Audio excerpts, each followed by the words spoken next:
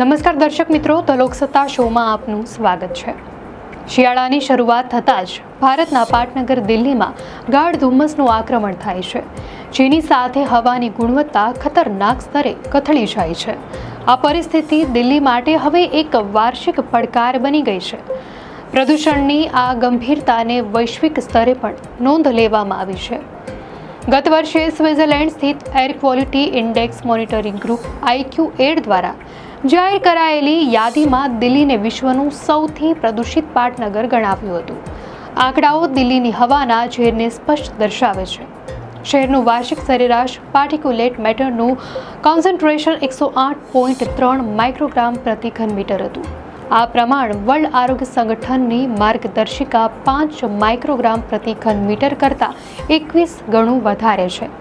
હવાની ગુણવત્તાને માપતો air quality index સામાન્ય રીતે 0 થી 500ની રેન્જમાં હોય છે, પરંતુ દિલ્હીમાં પ્રદૂષણની ચરમસીમાએ આ રેન્જ ઘણીવાર 500ને પાર કરી જાય છે। યુનિવર્સિટી ઓફ શિકાગો ખાતે એનર્જી પોલિસી ઇન્સ્ટિટ્યૂટના ઓગસ્ટ 2025ના રિપોર્ટ અનુસાર આ ઊંચું પ્રદૂષણ દિલ્હીના રહેવાસીઓના અપેક્ષિત આયુષ્યમાં 8.2 વર્ષ સુધીનો ઘટાડો કરી શકે છે, જે એક અત્યંત ચિંતાજનક આંકડો છે। આ પ્રદૂષણની સમસ્યા માત્ર દિલ્હી પૂરતી સીમિત નથી, પરંતુ સમગ્ર દક્ષિણ એશિયા માટે એક વિકરાળ પડકાર છે। APIC અનુસાર એ સ્થળો વિશ્વમાં સૌથી પ્રદૂષિત ક્ષેત્રોમાં સામેલ છે। બાંગ્લાદેશ વિશ્વનો બીજો સૌથી વધુ પ્રદૂષિત દેશ છે। ઢાકામાં WHOની મર્યાદા કરતાં PM 2.5નું સ્તર 15 ગણું વધુ નોંધાયું છે। IQ8ના ડેટા અનુસાર પાકિસ્તાનના લાહોરમાં આ લેવલ 20 ગણું નોંધાયું છે।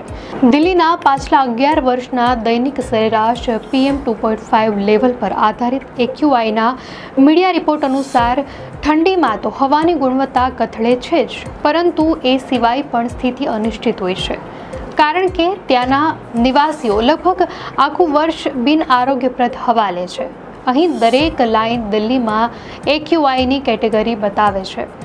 સારી હવાની રેન્જ 0 થી 50 છે અને લીલા રંગમાં અંકિત છે, જ્યારે 150 થી વધુની રેન્જ બિન આરોગ્યપ્રદ ગણાય છે અને લાલ રંગના વિવિધ શેડમાં દેખાય છે। પાછલા એક દાયકાથી દિલ્હીમાં હવાની ગુણવત્તા સારી રહી હોય એવા અમુક જ દિવસો રહ્યા છે। જો કે સામેની બાજુએ વર્ષમાં લગભગ 200 દિવસ અથવા 60% દિવસો દરમિયાન દિલ્હીના રહેવાસીઓએ બિન આરોગ્યપ્રદ કે ખરાબ હવાની ગુણવત્તાનો સામનો કર્યો હતો। ગત દાયકામાં 70 કરતાં વધુ દિવસો એવા રહ્યા છે જે દરમિયાન દિલ્હીમાં AQI આધિકારિક ઇન્ડેક્સના ઉચ્ચતમ સ્તર 500ને પાર કરી ગયું હતું। દક્ષિણ એશિયાના શહેરો દિલ્હી, ઢાકા, લાહોર, કોલંબો, કાઠમાંડુ અને ચીનની 2014માં કરાયેલી સરખામણી વિભાજિત તારણો રજૂ કરે છે। કોલંબો અને બેઇજિંગ જેવા શહેરોમાં વર્ષના 200 દિવસ AQI સારો કે મધ્યમ નોંધાય છે, જ્યારે દિલ્હી, ઢાકા અને લાહોરના રહેવાસીઓ આ સમયગાળા દરમિયાન બિન આરોગ્યપ્રદ હવા લેવા માટે મજબૂર છે। પાર્ટિક્યુલેટ મેટર એટલે કે 2.5 માઇક્રોમીટર જેટલા પહોળા બારીક પાર્ટિક્યુલેટ મેટર, જે માનવ વાળ કરતાં પણ 28 ગણા પાતળા હોય છે, તે હવામાં રહેલા ઘન અને પ્રવાહી નાના કણોનું મિશ્રણ છે, જેમાં કાળક, ધુમાડો અને ધૂળ સામેલ છે। પ્રદૂષણના સ્ત્રોતોમાં ટ્રાન્સપોર્ટ, ઉદ્યોગો, પાવર પ્લાન્ટ્સ, રસ્તાની ધૂળ અને બાંધકામ મુખ્ય છે। આ પ્રદૂષણ માનવ સ્વાસ્થ્ય માટે ઘાતક છે।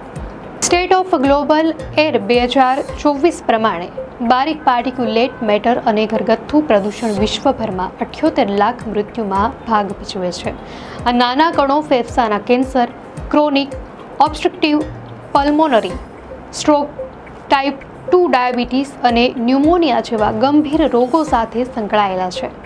PM 2.5 એટલા નાના હોય છે કે તે ફેફસામાં ઊંડે સુધી જઈને વાયુ કોષોની દિવાલને નુકસાન પહોંચાડી શકે છે અને ફેફસાની ક્ષમતા પણ ઘટાડે છે।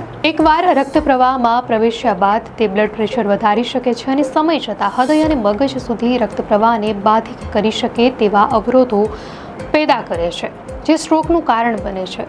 ખાસ કરીને શિયાળાની શરૂઆત થતાં જ દિલ્હી અને તેની આસપાસના રાષ્ટ્રીય રાજધાની ક્ષેત્રમાં હવાની ગુણવત્તા ખતરનાક સ્તરે પહોંચી જાય છે, જેનો સામનો કરવા માટે ભારત સરકારે ગ્રેડેડ રિસ્પોન્સ એક્શન પ્લાન તૈયાર કર્યો છે. આ યોજના પ્રદૂષણના સ્તરના આધારે વિવિધ તબક્કાઓમાં નિયંત્રણોને ક્રમશઃ કડક બનાવવા પર આધારિત છે, જેથી લોકોને ગંભીર પ્રદૂષણથી બચાવી શકાય. દર્શક મિત્રો, આ માહિતી આપને કેવી લાગી? આપની પ્રતિક્રિયા અમને કમેન્ટમાં ચોક્કસથી જણાવશો. અને જો આપને આ વિડીયો સારો લાગ્યો હોય તો વિડીયોને લાઇક કરો અને ચેનલને સબસ્ક્રાઇબ કરો.